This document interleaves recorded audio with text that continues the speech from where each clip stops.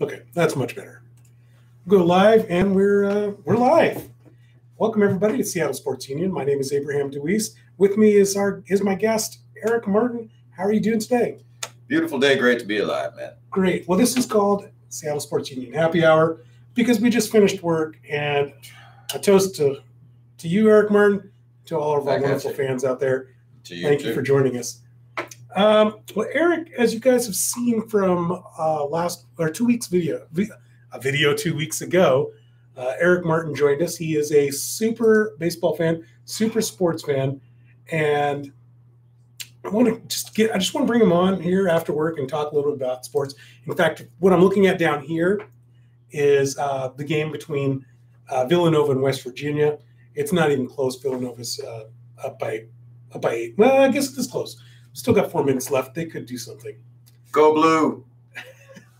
So you're from Michigan, and the Go Blue is a reference to U of M, Michigan. University of Michigan basketball. You know, here's the funny thing about Big Ten as a conference is like they're more known for basketball now than they are for football, which was kind of their wheelhouse for 100 years. Is that a relatively recent thing? Yeah, it is. I would say because, Ohio State's won a couple national championships, some years ago, like maybe 10 or so years ago. I don't remember exactly when, but they got a couple national championships. But that's not entirely fair, though, because in 1980, 9, didn't Glenn Rice and the University of Michigan win a title? They went to the game. I don't think they actually won it. I think they won it. And then everyone remembers the right before the Fab Five. Yeah, the Fab Five didn't make it all the way. The Fab Five didn't make it all the way because Chris Webber called the timeout when he didn't have it. We'll never let that go. I mean, all is forgiven, but you still did that. Slide on over here a little bit in the frame. Sure. There we go. So we're still new at podcasting live on YouTube here. No edits. Usually, no edits. We're just doing this live. So Eric, no filters and no makeup because I need to shave a little bit. So, Mr. Martin, you're a singer. Yeah. You're a writer. Yeah. You're into software, and you're also into sports. Yep. Is there anything you're not doing right now? Traveling.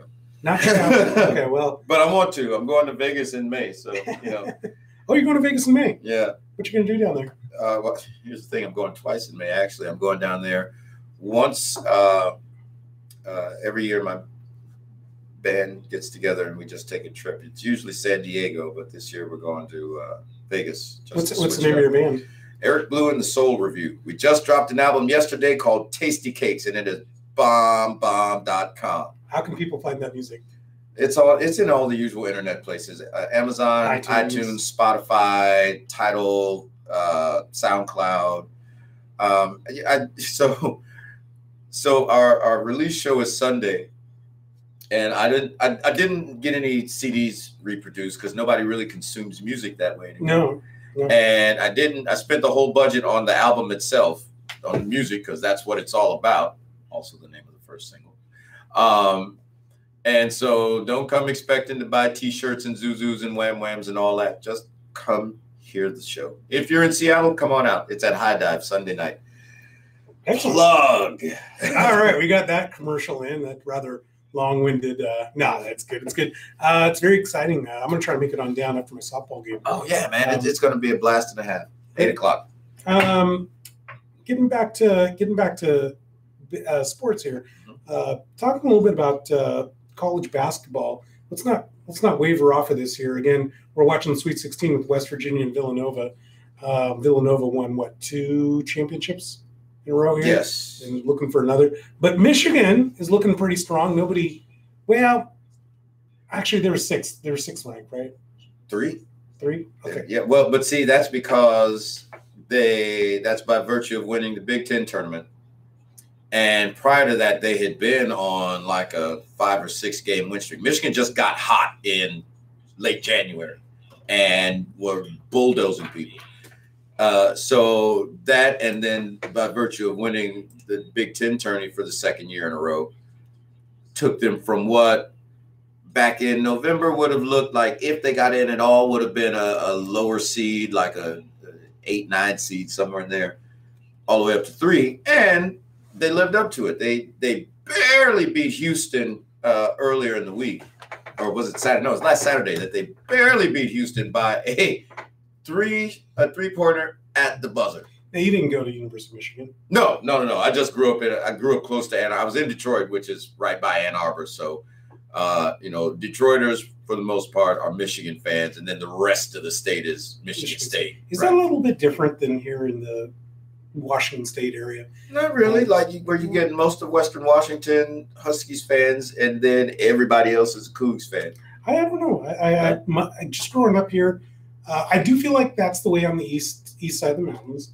On the west side of the mountains, I don't find, unless you went to UW, that it's not a lot of UW fans that. In this, you know what it is? It's this incredibly highly educated city. Mm-hmm. I think people went to colleges elsewhere.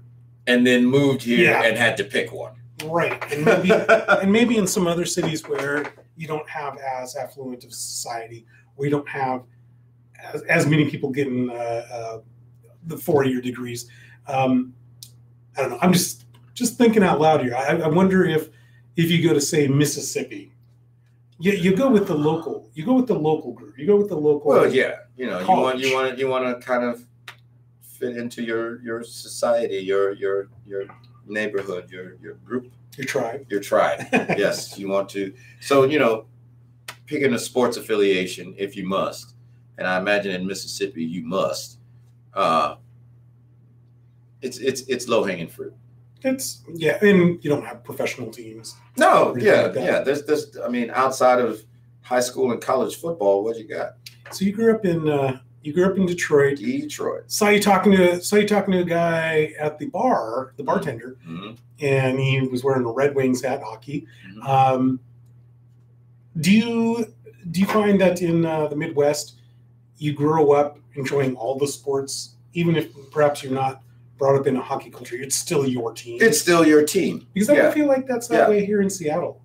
Well, Seattle has a kind of aloofness to it. Too cool for school. A lot of transplants here. A lot of tech nerds that don't give a rip about sports ball. It's not really a thing there. Whereas, you go down to Alabama or Mississippi and it's like roll tide. It's the religion. It is the religion, you know. Interesting. Well, speaking of religion, baseball is somewhat of religion to myself and many of my friends, and I know that's one of your more favorite sports. You're a huge Tigers fan. You've become a Mariners fan. Ish is the ish. What's the caveat there? Well, I mean, I like the bullpen, as we talked about. I really like the moves the Mariners have made with the bullpen this year. So I want to see if my hunch is right that they're going to have the deepest bullpen in the AL West. Well, they just lost a guy named David Phelps, and by your best account, just the way I said, a guy named David Phelps. I don't remember ever seeing this guy actually on the field, and there's a reason why. He was traded last year from the Marlins to the Mariners for 4 prospects. So I did an article the other day on SeattleSportsUnion.com. I wrote about the addition of David Phelps, who now has a torn shoulder, a UCL. I never even heard of this before, but apparently you need Tommy John surgery to repair it. Yep. So you might as well just. So he's done for the next 2 years. Exactly. At least. So he's gone. Drew Smiley was a guy that the Mariners brought in last year. Drew Smiley, he was a Tiger too. He did nothing. He got injured in the WBC. That's why he ain't a Tiger no more. World Baseball Classic. And then we also had a guy named Mannix something or other. We traded him. So these 3 guys amounted to a grand total of, I want to say like 14 innings. So in 2 years, we traded 3 guys who only played 14 innings. But I mean, you have years like that. Well, but that's not the problem, Eric. The problem is that we traded away 9 guys to get these 3 guys. To get these 3 guys that gave you 14 innings of baseball. Well, here is the the going line about that is you want major league ready players, and prospects are just that. So the trouble you run into, that's the trouble that they ended up running into in Detroit, was they gutted the farm because prospects are just prospects. They're commodities. They're commodities, but they're not proven commodities. Yeah. So, you're a little looser with them versus your major league talent. I think we all understand why you trade them, but it was just bad timing, and maybe not the best move. Plural. But nine guys. One of them is going to do something. Probably Luis Gohara, who just played for the Braves. He's their fourth starter. We could have used a fourth starter. Cost them nothing. I don't know. I just feel like 9 for 3. I'm not. It's a bit much. I don't like what Jerry DiPoto's doing here. A lot of people don't like what DiPoto's doing. I overall don't like what DiPoto's doing. I don't like the fact that he didn't go out and get any outfield help. None. Ichiro. Really? Come on. Ichiro. Ichiro, they're not going to start Ichiro. Ichiro's going to come off the bench. Or maybe they might start him. You hope that they don't start him. You hope they don't start him, but injury might. Yeah, but they might. I mean, it's the same dog and pony show that they went and brought Junior back for. Right. I'm definitely done after this year, so I might as well finish where I started and do my farewell tour as a Mariner. But is that the way you run a business? I mean, baseball is a business. Yes, that's the way you run a business, because people are still remembering the 01 season. And was it 01 or 2000? That's 01 was the last time they went to the playoffs. 01 with the 116. Yes. Yeah. Okay. Yes. That was also a hell of a year for Ichiro. Didn't he have something like 200 hits that year? Something crazy. Yeah. So people still remember that. But I mean, it's a very good time for them because Safeco Field was new, and it's like, it was just a good thing. So nostalgia will get people to buy tickets. Oh, hey, let's go see Ichiro. Good luck getting a ticket to the home opener this year. That, but that's like, isn't that the Carney business? Isn't that?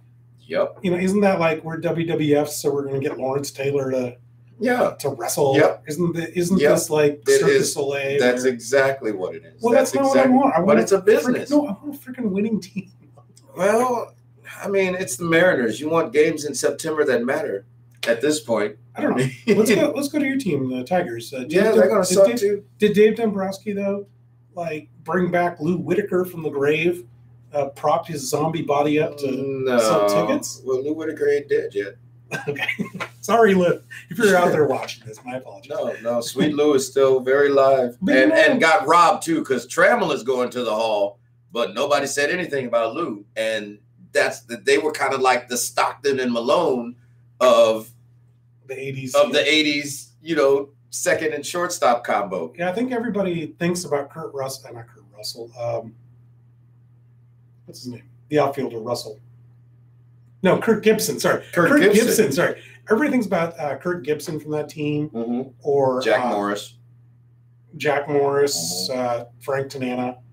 But I don't think people realize that was the best middle infield in the bigs. In the bigs. I mean, there may have been a better shortstop. There may have been a better second baseman. But as far as the combo, there was not. And so, for Trammell to get in, I liked Trammell until he became the manager and showed that he cannot manage Major League Baseball. They're two different things. They're two different things. I mean, some people do it well. But of the people that transition into managing well, most of them had garbage playing careers. Let me get back to my main point, though. Yeah. Was that okay? You have a Tigers team in the 2000s where they had to make some hard decisions, and they let Prince Fielder go. It's fine. I don't think that was a hard decision at all. That was the dumbest contract ever. So, former owner Mike Ilitch, rest in peace. He was all about opening the checkbook. If there was that name out there that could get him over the hump, and he owned the Tigers and the Red Wings. It's still in the Ilitch family, but his son Chris and his wife Marion own it, run it now. But Mike was like on the hockey side. Dominic Hasek was available. One of the best goalies in hockey, hands down. He went out and got him. And subsequently, the Red Wings won the cup. That was the 2002 Stanley Cup that they won after he went out and got Hasek. And then, I mean, you just couldn't stop him. Well, that was his whole thought process with Prince Fielder, particularly because Victor Martinez got hurt and was pretty much out for the season. So it's like, we need that bat in the lineup. Prince Fielder was still available. They went out and signed him for $1 million, billion, trillion. And so it was just going to be this thing. In order to accommodate bringing Prince Fielder in, they talked Miguel Cabrera into moving to third base, which he did play with the Marlins. But that was 15 or so years prior to to Fielder coming on to Detroit. So Cabrera was not stellar as a third baseman, but he could still hit, and he did enough. But the straight-up trade that the Tigers did with Texas to bring in Kinsler and trade Fielder away was, I think, the second best move that Dombrowski made when he was GM of the Tigers. The first being signing Pudge Rodriguez after that disastrous 2003 season, 119 losses. So you give the move for Pudge plus the rise of Verlander and Scherzer. That was all. I give Dombrowski that. And, I think Boston is a better market for him to make those big splashy kind of gut the farm system, let's make the moves to win now kind of thing.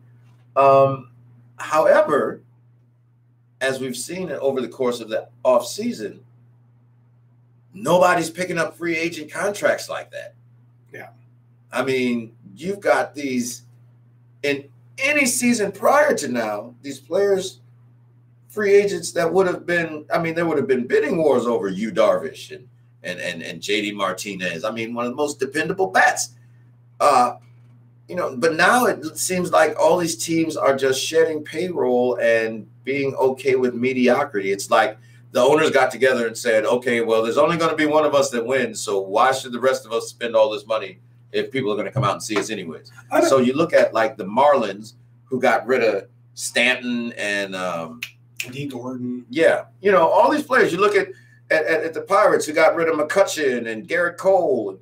Really the only teams, there's been a couple teams. The Red Sox made some moves to get better. The Astros made some moves to get better. The Angels made some moves to get better, but they got to make it out of the West, or at least pull the wild card. I see them as the well, I don't know if they're going to be the wild card. We'll see. Well, I think I understand what you're saying. There's no middle class in baseball. There's no middle class in baseball anymore. You got these guys up top. You got teams like the Athletics who don't even care if they put a competitive team out there because they're making money hand over fist. Mm-hmm. You got the Royals, who did a fire sale. At least they brought Hosmer back. Yeah, but the Royals.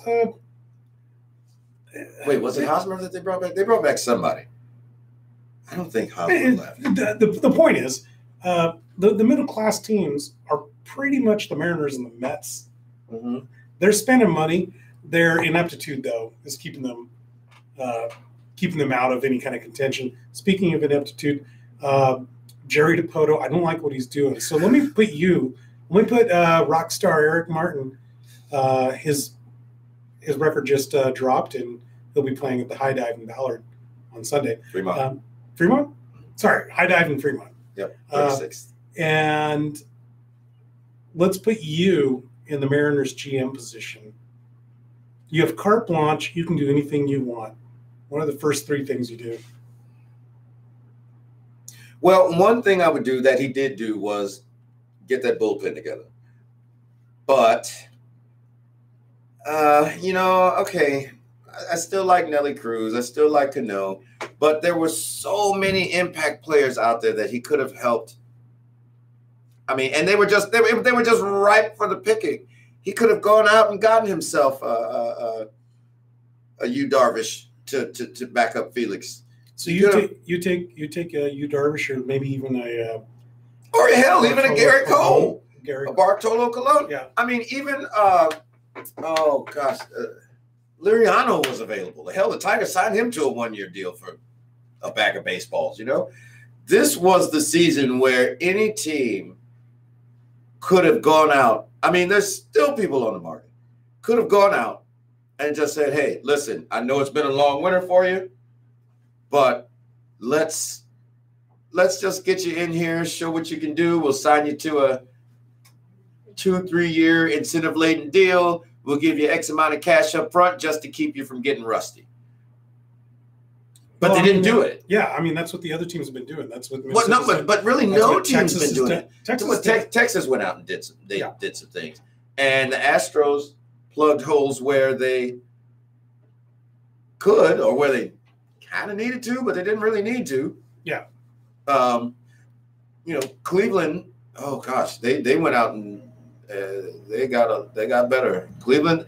I really believe that the rich keep getting richer. The rich keep getting richer. Okay. The ALCS is going to come down to Cleveland and Houston. So the AL is basically it's a foregone conclusion unless the wheels. I mean, it's a long season. I'm sitting here spitballing from March. But no, I mean, like even the wheels would have to fall off from one of these. Would really have to fall off for one of these two teams to not just run away with their divisions. I think that the AL East is going to be close. Yeah.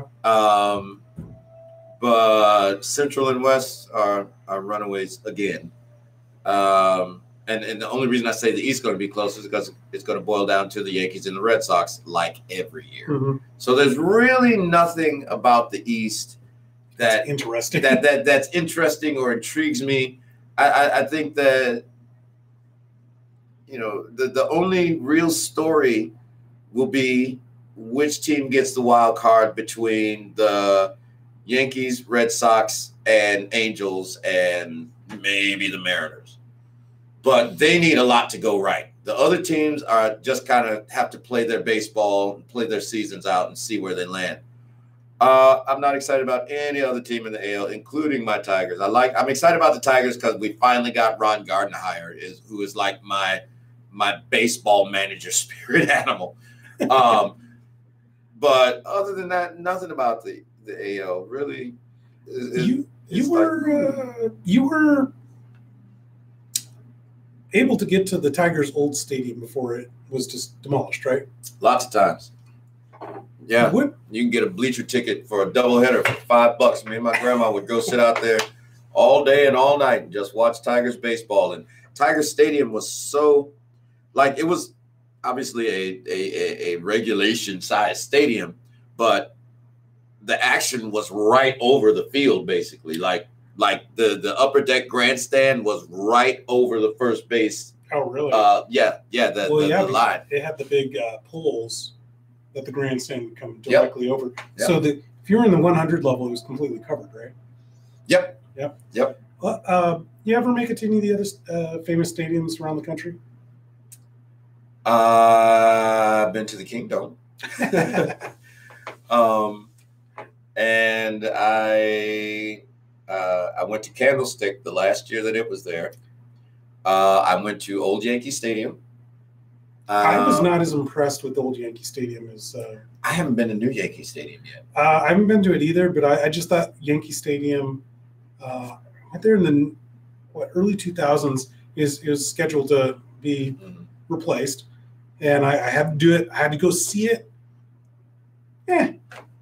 Well, because it's more.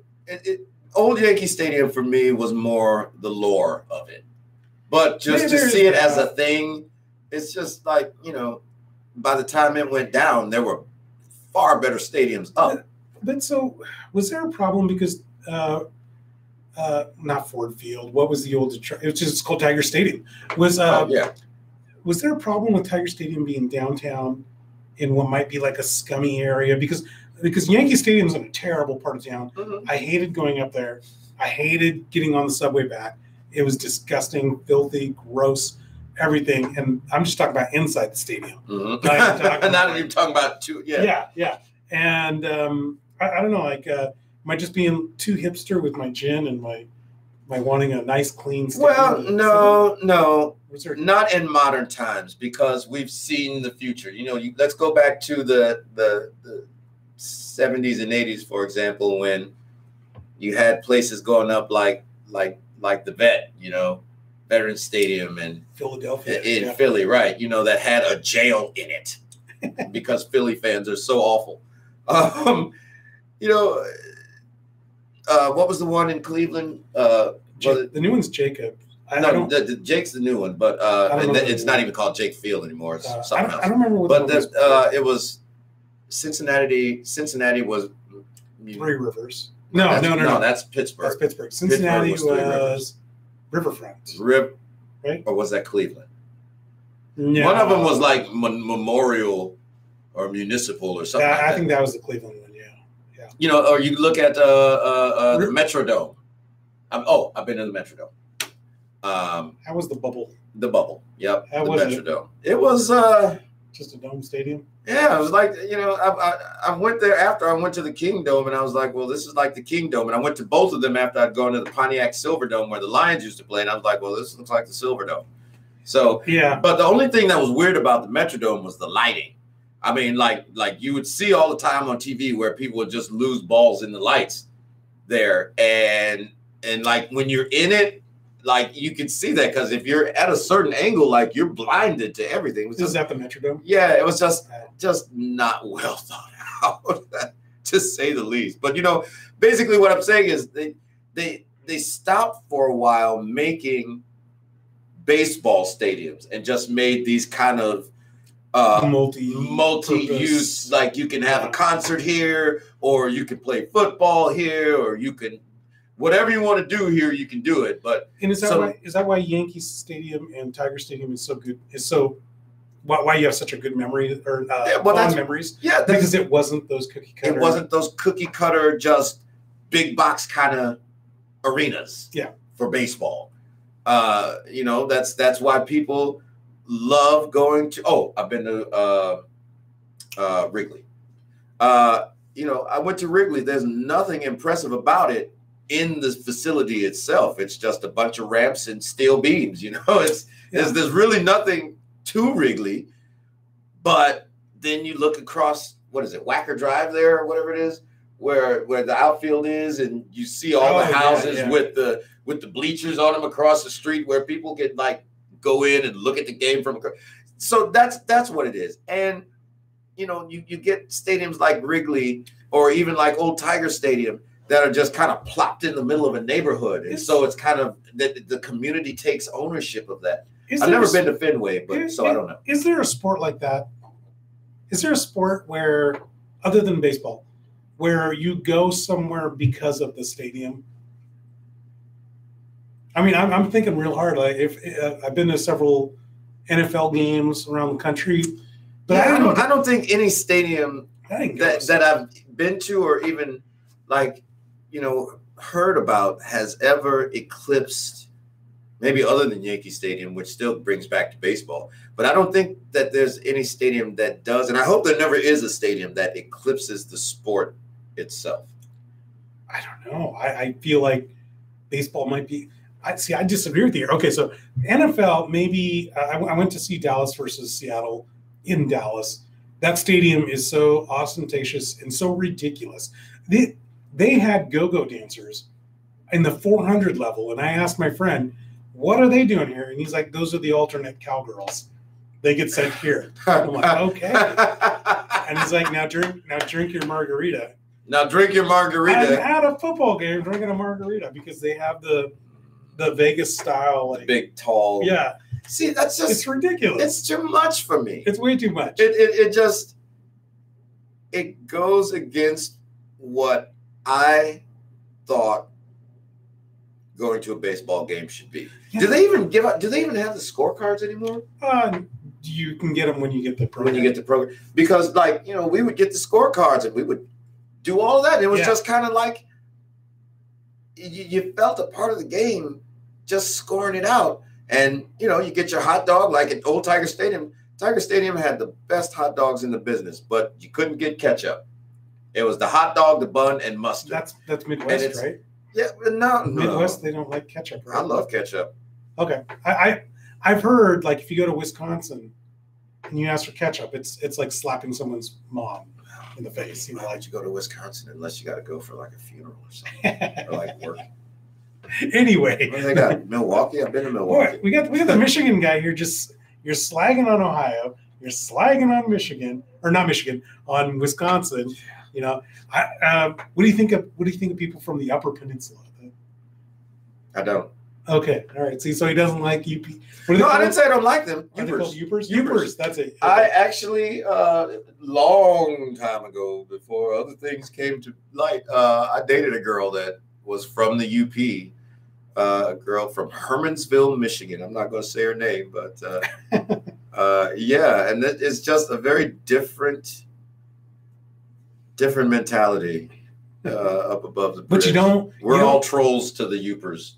Okay. Because they're above the bridge and we're below it. I get it. So they call us trolls, right? So they don't like us, and we just don't go there. So. Ohio bad. Ohio's not bad. Wisconsin they just are just awful schools.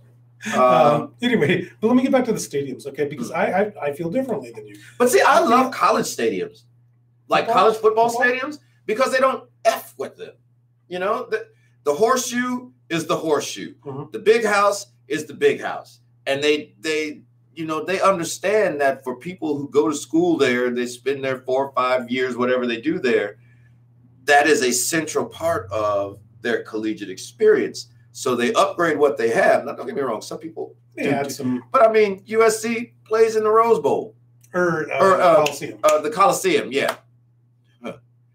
Well, they did play in the Rose Bowl a lot back when the Rose Bowl was just Pac-10, Big Ten. Yeah, there you go.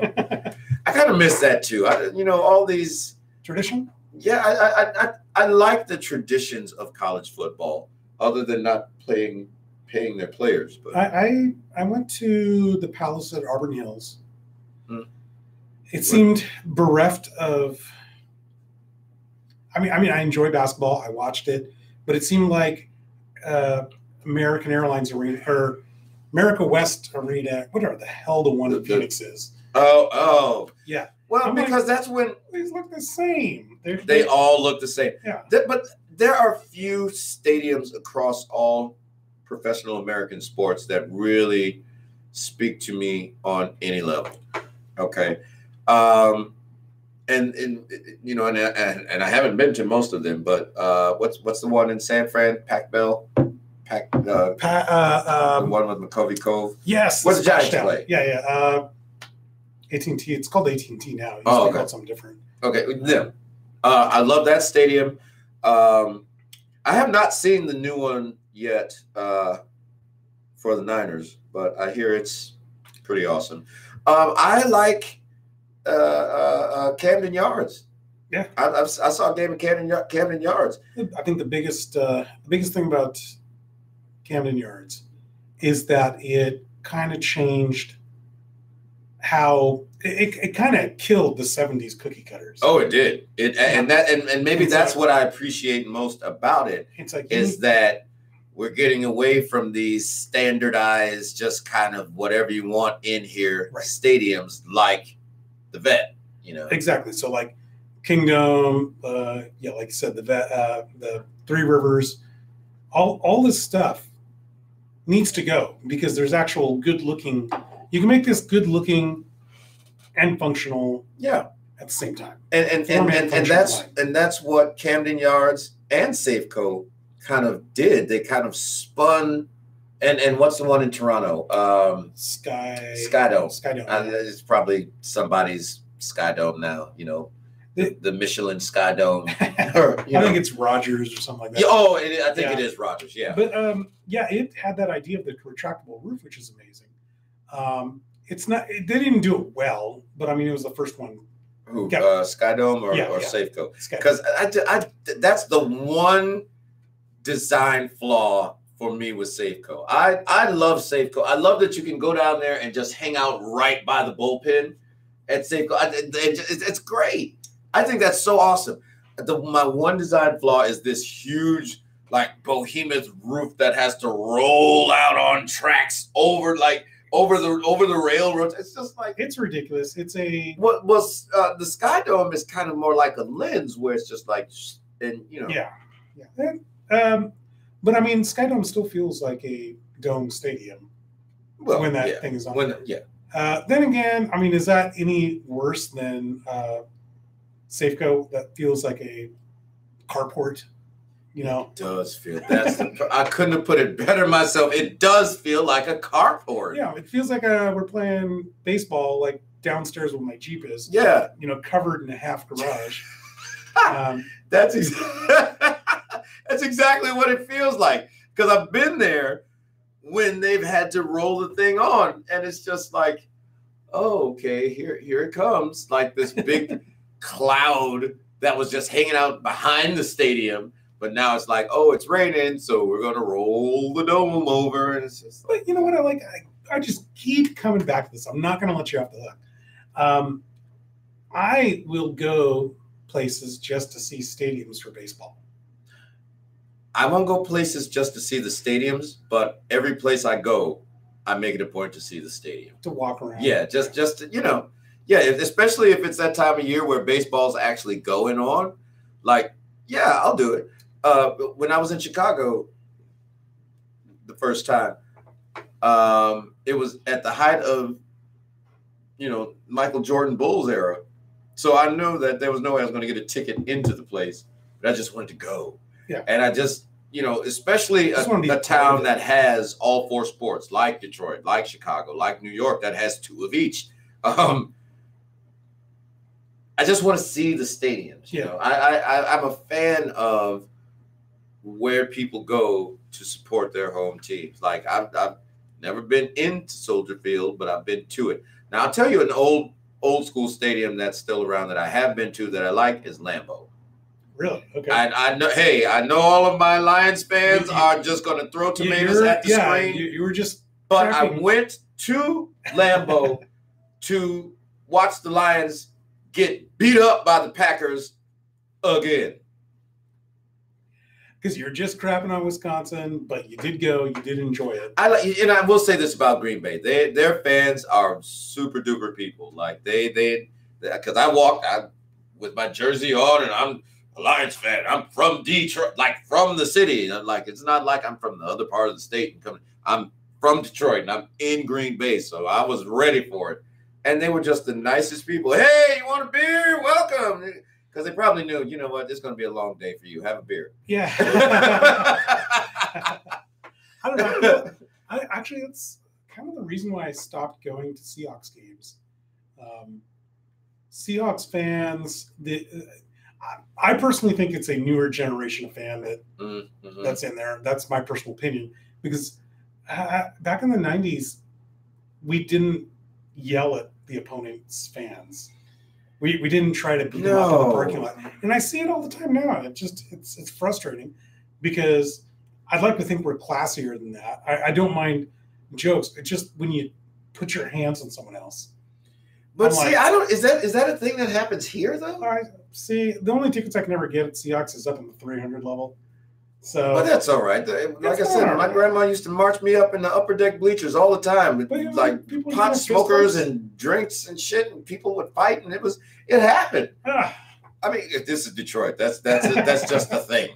But we would sit out there for double headers, and my grandmother had her little dagger on her, and nobody messed with us ever. My grandma is still tough. She's 89 years old, and she still does not play. But it was. I think people kind of take license to be a little more loose, we'll say, in the nosebleeds, because everybody's downstairs making sure nobody tries to sneak into the box seats, lower level, you know.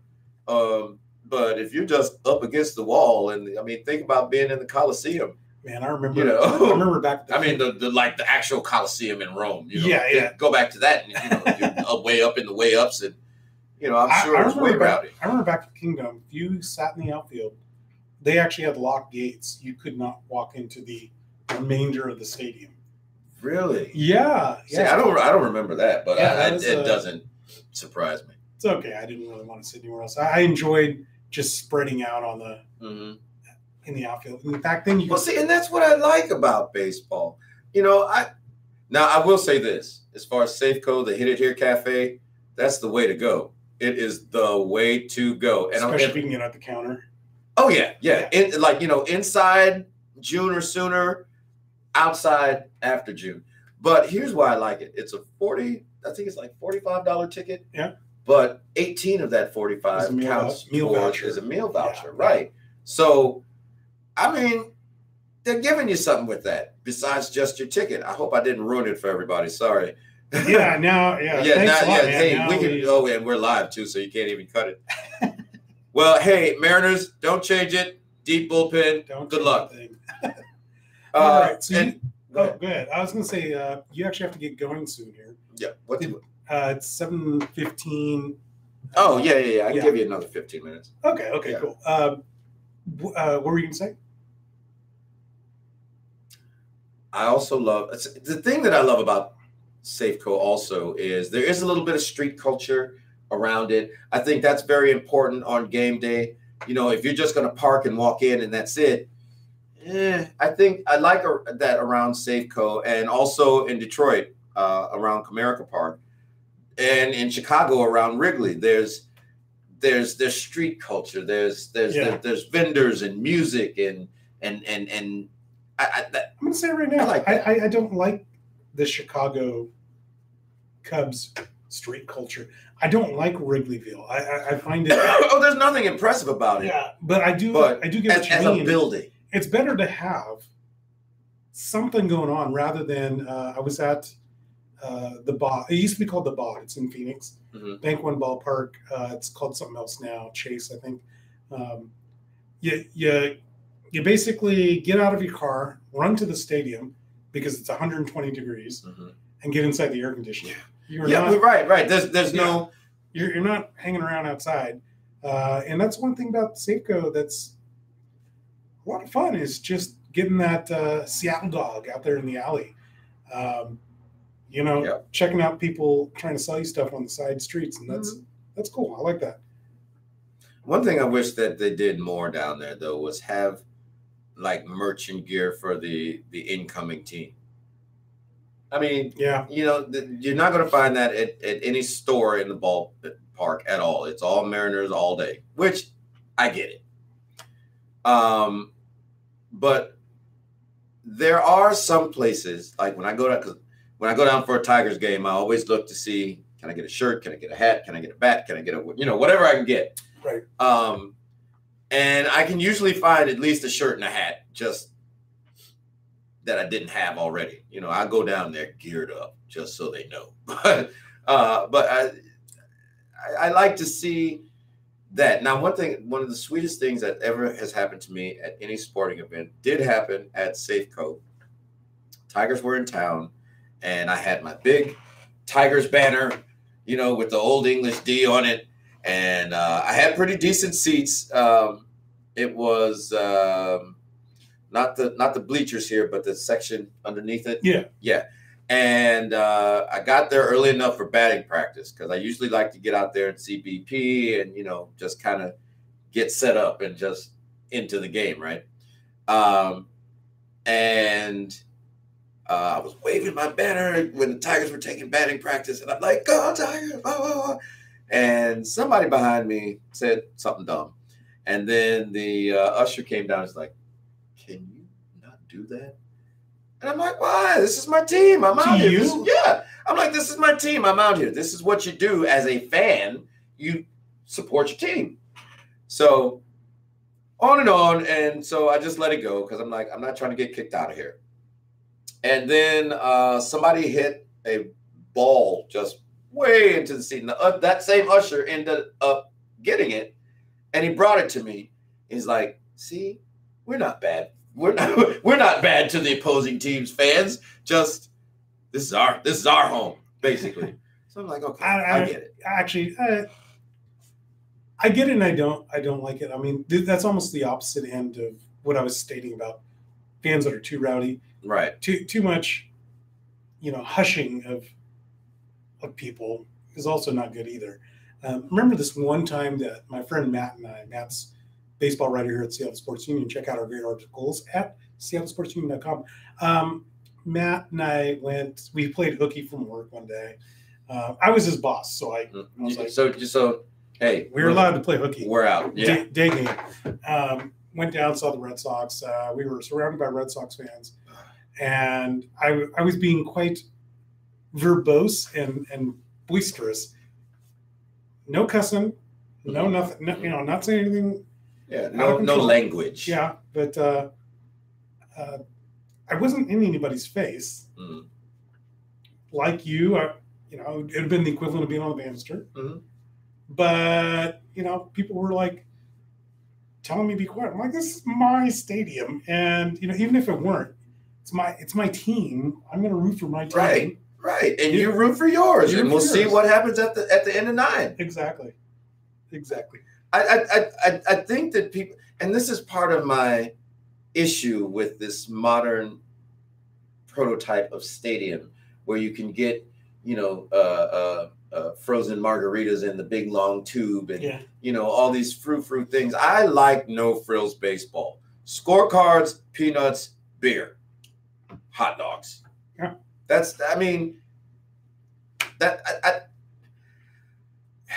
I don't want to be able to get a virgin daiquiri at a baseball game. So I actually changed my birthday this year. My birthday, for all those out there who know me, my birthday is usually at Safeco Field in the outfield. The problem is the last several birthdays, I haven't watched more than 5 minutes of the game because people are hounding me. It's my birthday, and that's they love me and want to be hanging out with me. And this year I'm doing something different. I'm going to the UW baseball game, and what we're going to do is when's your birthday? It's in April 11th. Okay. So we're gonna go tailgate in the parking lot. That's a couple weeks out. Yeah. Like about 2.5, 3 weeks out. Yeah. All right. Well, hey, I want to get on. I thought I sent you an invite on Facebook. I will double check. I don't know. What days that fall? I know I don't have anything. It's a Saturday. It's a Saturday. Perfect. Is it day game? 1:00 game. Yeah. See, I'm wide open for that. All right, I'll send you an invite. Yeah, I'll go do that. And it's way cheaper than MLB. It's $10 ticket. Easy. It's in the parking lot. It's Oregon versus UW. Oh, see, that's even a rivalry game. A couple of my buddies are Oregon fans. I figure we just get down there. We have a couple brews in the parking lot. And it should be fun. Yeah, I'm into it. Cool. So this is how you invite yourself, please. This is how you invite yourself. I invite all of you guys out there to check out our great videos here on YouTube. It'd be cool to do a live feed of SSU from the game. Yeah. Yes, we could do that. Yeah. All we have to do is hotspot off of one of these phones. Yeah, I can hotspot off of mine. That would be pretty awesome. Okay, you got to run, and I got to get ready for my fantasy draft. Yep. This is Eric Martin. Great guy. Thanks for joining us at Happy Hour. Hey, anytime. And check out all our great articles at seattlesportsunion.com as well. Like us on Facebook, that's Seattle Sports Union. And check out all our great tweets at Seattle Sports U. Have a great day, everybody. Thank you for joining us. One more thing. Hey, comment in the comments what your favorite no longer existing stadium is, or your favorite still existing stadium that was built before 70.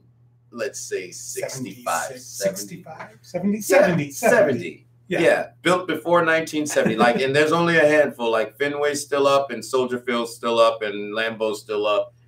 I think the Astrodome is still up, but they don't use it for nothing but pig races and gun and knife shows these days. Well, and refugees a few years back, but we're not going to talk about all that. But yeah, comment below about what your favorite old stadium is and how you feel about the cookie cutter stadiums of the 70s and 80s, because I think that would be a good conversation. Definitely. Yeah, great. Thank you, Eric. Have a great day, everybody. See you next time.